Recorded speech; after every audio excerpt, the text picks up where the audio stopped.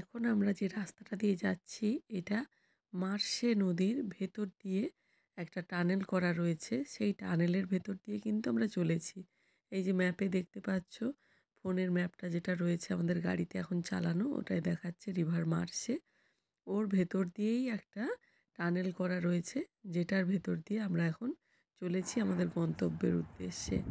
আমরা স্নোডোনিয়া, ল্যান্ডুডনো ওগুলো সব বেরিয়ে তারপরে আমরা আমাদের রুমের উদ্দেশ্যে রওনা দিয়েছিলাম, যেটা ছিল লিভারপুলে। তো সেই লিভারপুলে আমরা এই লাল রঙের সুন্দর বাড়িটায় কিন্তু থাকবো। তো এই বাড়িটায় ঢোকার সময় চাবি নিয়ে একটু সমস্যা হচ্ছিল, অনেকক্ষণ সময় লেগেছিল চাবিটা খুলতে। আর এখানে তো জানোই যে বাড়ির মালিক বা অন্য কারো মারফত চাবি পাঠানো হয় না। এখানে সুন্দর একটা বক্সেই চাবি রাখা থাকে, ওখান থেকেই লক খুলে ওই পাসওয়ার্ড দিয়ে নিজেরাই এন্ট্রি করতে হয়। তো যাই হোক, অনেক সময় ধরে সেটা করার পরে আমরা ফাইনালি রুমে ঢুকেছিলাম। আর সেই রুমে এসে, রুমগুলো তো ভীষণই সুন্দর, আর একেবারে যে লিভারপুল স্টেডিয়াম সেটার একেবারে কাছাকাছি রুম পেয়েছিলাম।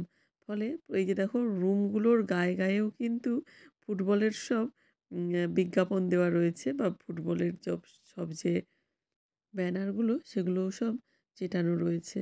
তো এই ছিল আমাদের রুম। একটা রুমে অনেকগুলো করে বেড দেওয়া ছিল। সম্ভবত এখানে যেহেতু মানুষজন খেলা দেখতে আসেন, থাকেন প্রচুর মানুষজন, সেজন্য এই রুমগুলোকে এরমভাবে বানানো যে অনেকে শেয়ার করে একটা রুমে থাকতে পারবে। তো আমরা আসার পরে মানে বাবা এরা সব টায়ার্ড হয়ে গেছিলো, একটুখানি শুয়ে পড়েছে।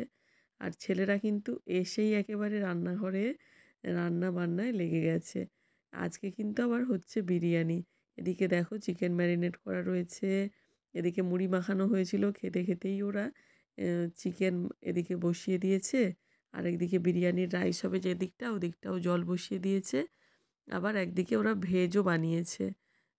তো সব মিলিয়ে কিন্তু একটা জমজমাট ব্যাপার। মানে সারাদিন এত ড্রাইভ করে আসার পরেও ওরা রান্নাঘরটাকে কিন্তু দিব্যি সামলে নিচ্ছে।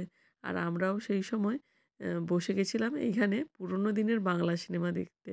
সো বলো তো, এখন টিভির স্ক্রিনে কাকে কাকে দেখতে পাচ্ছিলে? তো আমি তো এই সিনেমাটা দেখতেও আমিও বসে গেছিলাম। ততক্ষণে আমাদের খাবার দাবার রেডি হয়ে গেছে।